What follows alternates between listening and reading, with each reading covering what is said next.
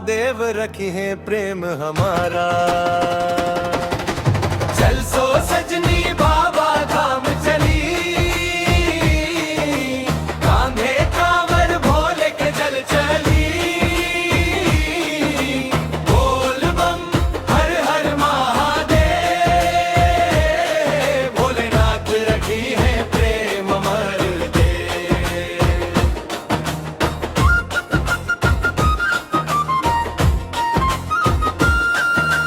सुल्तानगंज से गंगा जल भर,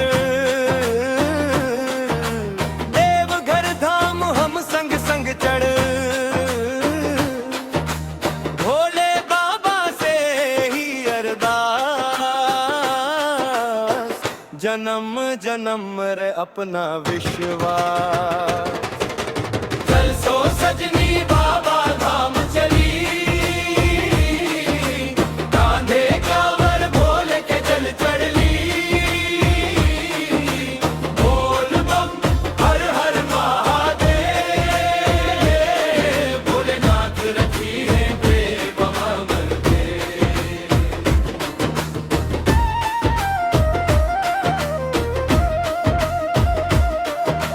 सावन के महीना मनवा हर्षाइल, भोले के भक्ति में दिलवा समाइल।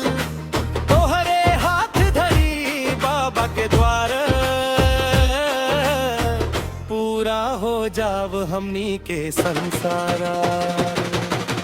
हर हर महादेव बोल बम के नारा, भोले बाबा बानी सबके सहारा।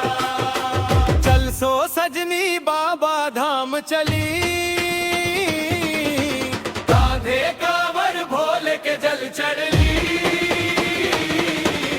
बोल बम हर हर हर महादेव,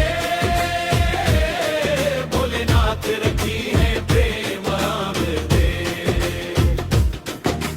देवघर धाम में शीश नवाई, भोले के कृपा सदा